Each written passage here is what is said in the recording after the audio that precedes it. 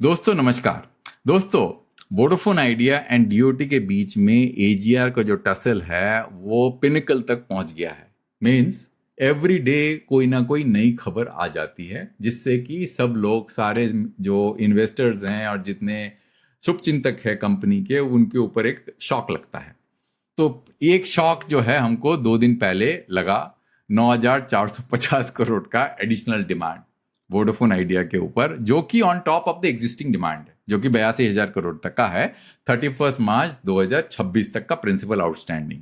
तो Vodafone idea गया supreme court में कि भैया ये डिमांड को नलीफाई किया जाए, ठीक है ना। तो इसके ऊपर मैंने पूरा कहानी समझाया था कि डीओटी ने ये डिमांड क्यों डाला, क्या कैवियट्स उन्होंने अपने जजमेंट में, अपने एफिडेविट में डाला था, उन कैवियट्स को मद्देनजर रखते हुए वो इसको जस्टिफाई करने की कोशिश कर रहे हैं। तो पूरा वीडियो आप दोबारा देख सकते हैं, मैं इसका लिंक जो है डिस्क्रिप्शन में डाल दूंगा।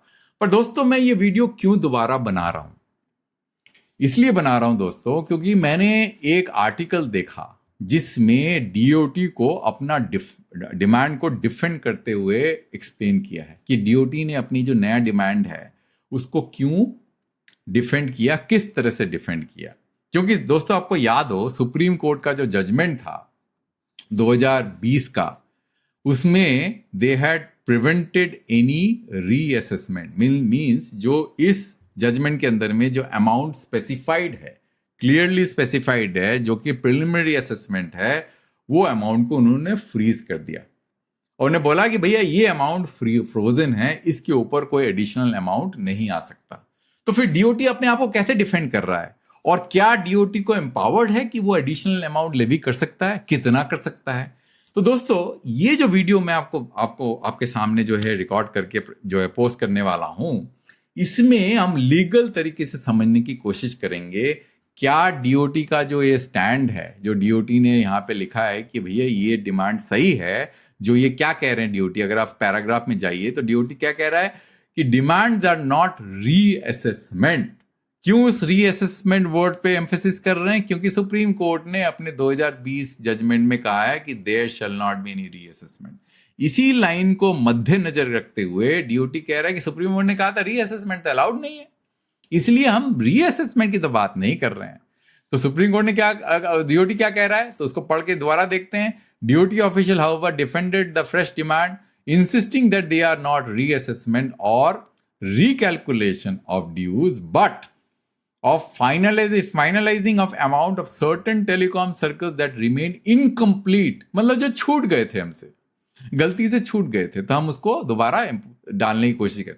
Eight the time of 2019 judgment, अब हम उसको 2025 में वो डिमांड रेज कर रहे हैं। The demand notice are valid and sent for certain gaps which were not calculated at the time of the Supreme Court judgment। वो कहते हैं कैलकुलेट नहीं किया था हमने उस टाइम में, ठीक है ना। अब दोस्तों, ये वीडियो जो है आपको बड़ा इंटरेस्टिंग लगेगा, क्योंकि मैं इसको लीगल तरीके से समझाने की कोशिश करूंगा कि डीओटी ने अपने एफिडेविट में क्या वर्ड्स यूज किए थे। क्योंकि आपको याद हो दोस्तों, डीओटी का जो एफिडेविट था, जो कि मेरे वेबसाइट में आपको पूरा सीक्वेंस ऑफ डॉक्यूमेंट मिल जाएंगे, तो आपको देखेंगे भी डीओटी ने 16 मार्च 2020 में एक एफिडेविट दायर किया था सुप्रीम कोर्ट में। और क्यों किया था? क्योंकि 24 अक्टूबर 2019 में सुप्रीम कोर्ट का जजमेंट आया था जिसमें डीओटी जीत गई थी, और बुरी तरह से जीती थी। तो डीओटी इतनी घबरा गई थी अपने जीत से कि उनको लगा कि भाई इतना अच्छे से तो जीतना ठीक नहीं है, क्योंकि इससे तो इंडस्ट्री मर जाएगी। तो उन्होंने एक एफिडेविट दायर किया सुप्रीम कोर्ट में, कहा कि भाई आप थोड़ा सा आप मेरे जीत को डाइल्यूट कर दीजिए। ये कहा था डीओटी ने कि डाइल्यूट कर दीजिए, क्योंकि मुझे लगता है कि मैं इतनी बुरी तरह से अगर जीत जाऊंगा तो इंडस्ट्री जो है वो कोलैप्स हो जाएगी। तो ये एफिडेविट को पढ़ के सुप्रीम कोर्ट ने एक नया ऑर्डर जो है पास किया। वो कौन सा ऑर्डर था? सितंबर 9 2020 का ये फाइनल जजमेंट था। इस जजमेंट में सुप्रीम कोर्ट ने ये कहा था कि no reassessment should be allowed. तो दोस्तों, हम जो है इसी मुद्दे में बात करेंगे, और पहले हम क्या करेंगे, हम डीओटी का वो मॉडिफिकेशन एप्लीकेशन जो है, ये देखिए, जो मॉडिफिकेशन एप्लीकेशन है, application praying for modification of order dated 24 October 2019। कौन सा? जो मैंने अपने वेबसाइट में दिखाया था, 24 अक्टूबर ये वाला। ये वाला जो जजमेंट है, इस जजमेंट को वो करने के लिए, मतलब डाइल्यूट करने के लिए उन्होंने ये एफिडेविट दायर किया था। और इस एफिडेविट में क्या क्या कहा था उन्होंने, सीक्वेंस में चलते हैं आपको, तभी आपको समझ में आएगा। इन्होंने सब कुछ नहीं पढ़ेंगे, इसमें उन्होंने कहा था the amount payable as per self assessment of each telecom service provider in pursuance of this order for the honorable court, the part payment made on the date, the amount due, ये important है, the amount due, and the copy of the said chart is annexed herewith is marked in annexure A5, means उस annexure A5 के अंदर में अगर आप जाएंगे नीचे annexure A5 में, let me just see if we can show you the annexure A5 directly, तो उसके अंदर में आपको दिखेगा पूरा एनेक्चर ए, ये तो A6 हो, ये देखिए एनेक्चर A5, ये एनेक्चर A5 के अंदर में amount recoverable from the major TSPs as per the preliminary assessment, पूरी कहानियां लिखी हुई है। और यहाँ पे उन्होंने कैविएट भी दिया हुआ है कि डिमांड जो है वो 2016-17 तक का है, और penalty interest and interest on penalty October 2019 तक का कैलकुलेट किया हुआ है, और सारे के सारे ड्यूज जो है subject to changes and revision based on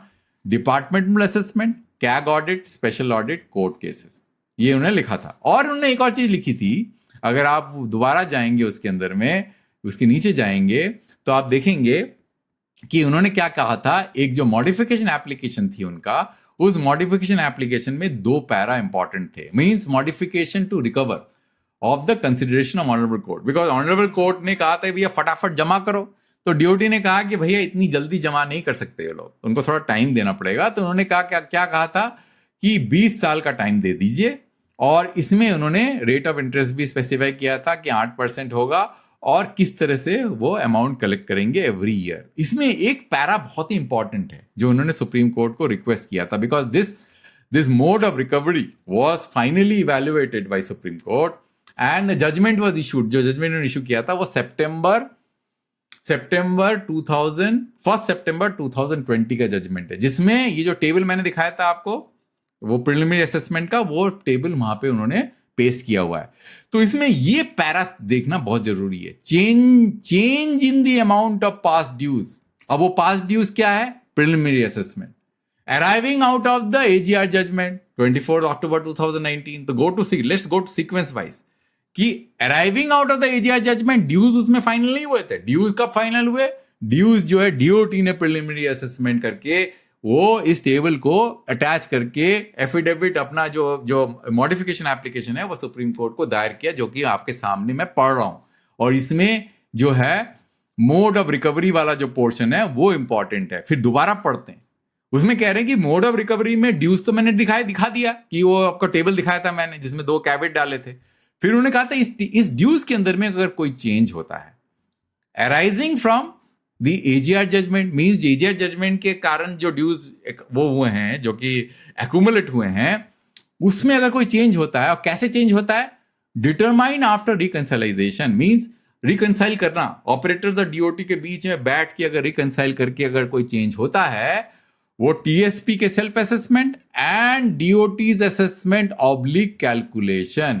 look it is not recalculation here word, DoT का रिकैलकुलेशन वर्ड यहां यूज नहीं करा। उसने कहा है कि भैया अगर सेल्फ असेसमेंट और ऑपरेटर का सेल्फ असेसमेंट, डीओटी का असेसमेंट और डीओटी का अलग से कैलकुलेशन, समझे, अगर उसके कारण, आप समझिए, दोबारा पढ़ते हैं इसको, change in amount of past due arising from the AGR judgment if any determined after reconciliation between TSP's self-assessment and DOT's assessment oblique calculation, क्योंकि ये जो between TSP self assessment and DoT's assessment में तो ये खत्म हो गया, और इसमें एक और उन्होंने जोड़ दिया कैलकुलेशन, और कैलकुलेशन तो अलग भी हो सकता है, उसे मतलब उसमें रिकंसिलिएशन का तो कोई मतलब नहीं होना चाहिए।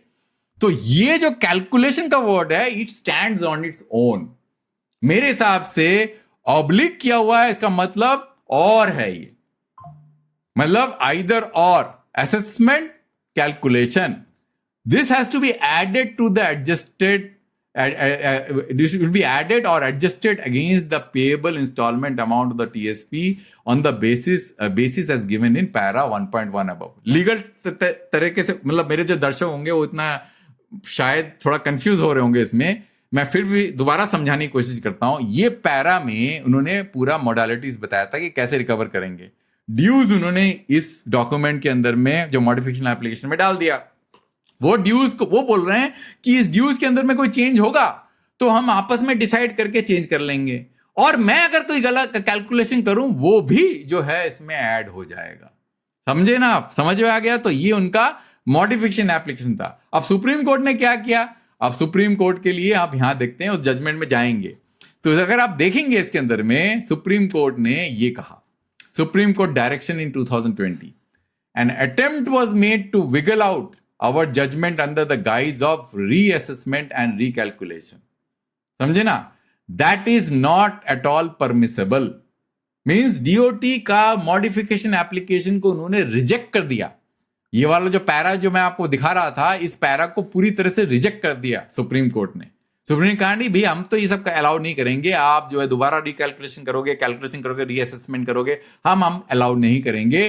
क्यों? क्योंकि attempt was made to wiggle out of our judgment. Attempt means कौन अटेम्प्ट कर रहा है? डीओटी भी अटेम्प्ट कर सकता है to wiggle out, to wriggle out of the judgment है, और ऑपरेटर्स भी कर सकते हैं। Under the guise of reassessment, recalculation, that is not permissible. There is no scope for raising any further dispute with respect to any item, or to raise fresh dispute. New round of litigation is prohibited. The calculation given in the MA of 2020 means जो उनका judgment है are to be taken to be final amount, and there cannot be any dispute raised about it. No recalculation, self assessment can be undertaken. तो दोस्तों फिर ये किस तरह से डीओटी कह रही है? अगर आप देखें डीओटी किस तरह से, डीओटी के जो ऑफिशियल्स हैं जिनके नाम कोट नहीं किए, वो कह रहे हैं कि तो रीअसेसमेंट है ही नहीं, ये तो हमने फ्रेश डिमांड इशू किया है।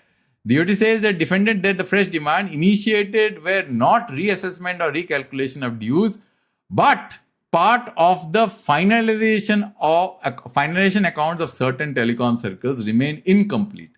पर सुप्रीम कोर्ट तो ये कह रही है कि भैया कोई इसमें तो क्लियरली कह रहा है कि भाई डीओटी कह रहा है कि भाई हम अगर कुछ कैलकुलेशन करते हैं तो उसको आप अलाउ करिए। तो सुप्रीम कोर्ट को अगर ये अलाउ करना था तो सुप्रीम कोर्ट को ये कहना नहीं चाहिए था एक्सप्लिसिटली अपने ऑर्डर में कि आप दोबारा कैलकुलेट करके आप अराइव करिए, कि हो सकता है कुछ आपसे छूट गया हो, वो भी आप डालिए। पर सुप्रीम कोर्ट ने तो कुछ नहीं कहा। सुप्रीम कोर्ट ने तो अपने फाइनल जजमेंट में यही कहा ना, अगर आप देखेंगे that the demand raised by Department of Telecommunication in respect of AGR dues based on the judgment of this court, there shall not be any dispute raised on the telecom operators and there shall not be any reassessment. Means based on the judgment of this court, means this judgment के अंदर में preliminary assessment का जो table है वो imposed है, posted है, जो कि DOT ने अपने मॉडिफिकेशन एप्लीकेशन में डाला था। ये देखिए, ये टेबल है इसके अंदर में, यही तो पार्ट ऑफ द जजमेंट है। भले इसके अंदर में उन्होंने कैविएट्स जो है लगा दिए, ये कैविएट्स मेंशन किया हुआ था डीओटी ने, पर उस कैविएट के ऊपर में it is just for reference. इस कैविएट के ऊपर में सुप्रीम कोर्ट ने कोई क्लैरिफिकेशन तो दिया नहीं कि भाई देखिए कि आप all dues are subject to further revision, तो आप रिवीजन कर सकते हैं। तो उनको कहना चाहिए था अपने फाइनल जजमेंट में, जो ये उन्होंने समरी पेज में उन्होंने मेंशन किया हुआ है, यहां पे उनको लिखना चाहिए था कि DOT should be allowed and if any recalculation is allowed, उसको डीओटी जो है फर्दर वो कर सकती है। पर यहां तो ऐसा कुछ नहीं लिखा हुआ है। यहां तो लिखा है कि there shall not be any reassessment. इसमें लिखा है कि ये फाइनल है, ये लिखा है ना यहाँ पे। तो ये देखिए यहाँ फाइनल है। The demand raised by the department with respect to the AGR dues business judgment, there shall not be any dispute raised on the telecom and there shall be reassessment, right? At the first, ये लिखा है clearly।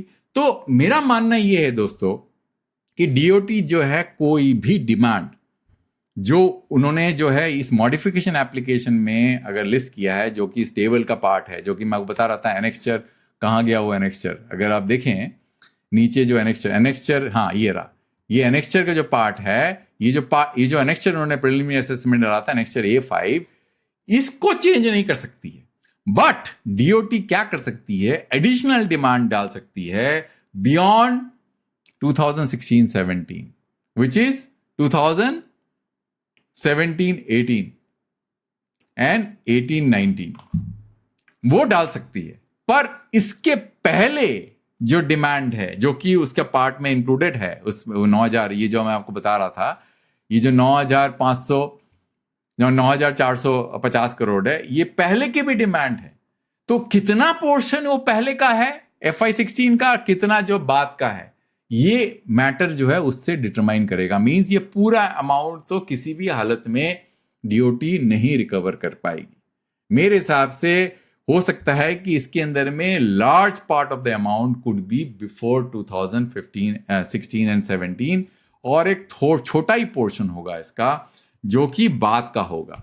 तो मेरा मानना ये है दोस्तों, इसके कुछ आउटकम इस तरह से हो सकते हैं। या तो सुप्रीम कोर्ट बोलेगी डीओटी को कि DOT you can't raise any further demand from the date of FY, from the year of FY, that is the final FY16-17, क्योंकि आपके डॉक्यूमेंट में, जो डॉक्यूमेंट आपने दिया है, जो डीओटी की जो एफिडेविट डॉक्यूमेंट है, इसके अंदर में क्लियरली लिखा हुआ है कि total demands have been calculated up to 2016-17। इसके बाद तो कर सकती है, पर इसके पहले के कुछ नहीं कर सकते। कुछ जो है वो कैलकुलेशंस अलाउड ही नहीं है, क्योंकि क्लियरली अपने, अगर आप डीओटी का पूरा वो देखें, जो उन्होंने जो मॉडिफिकेशन एप्लीकेशन देखें, उसमें उन्होंने क्लियरली ये लिखा हुआ है कि भाई हमको अलाउ करिए, बट सुप्रीम कोर्ट ने अलाउ नहीं किया। तो डीओटी जो है चाहे तो 2016-17 के बाद के डिमांड्स जो है वो लेवी कर सकती है ना। तो ये पॉसिबल है, पर ये नहीं पॉसिबल है क्योंकि ये सुप्रीम कोर्ट का जजमेंट वेरी क्लियरली डिवार करता है। तो ये कहना DOT says demand are not reassessment, it says that कि कुछ छूट गए थे तो वो मैंने इंक्लूड किया, वो अलाउड नहीं है। जो छूटे होंगे आपके वो FY16-17 के बाद के होंगे। अगर वो है तो फिर ये जो पॉइंट है, जो उन्होंने डिमांड रेज किया है 9,450 करोड़, इसमें देखना पड़ेगा कितना जो है बाद का है, वही अलाउड होगा। तो मेरे हिसाब से एक छोटा सा पोर्शन होगा, मे बी 20% और 30%, that is going to get added to the 82,000 demand. और सुप्रीम कोर्ट ये कह सकती है कि अगर यही सब करना है आपको, पूरा डिमांड को दोबारा रीअसेस करो, पूरा का पूरा दोबारा रिकैलकुलेट करो। मेरे हिसाब से उसकी संभावना कम है, क्योंकि जजमेंट क्लियर है। सुप्रीम कोर्ट दोबारा इस कैलकुलेशंस को नहीं खोलेगी, ये मेरा मानना है। पर ये जरूर कहेगी कि आप 2016-17 के पहले के डिमांड को रेज नहीं कर सकते, उसके बाद के डिमांड को रेज कर सकते। मेरा मानना जो है यही फाइनली यही होने वाला है। अब देखते हैं फाइनली क्या होता है। इसलिए मैंने सोचा दोस्तों कि दोबारा इस वीडियो को बनाया जाए, जिससे ये क्लैरिफाई किया जाए कि एक्चुअली हो क्या रहा है। ठीक है ना दोस्तों? तो thanks for listening till the end. I will come back with a new video and a new topic next time.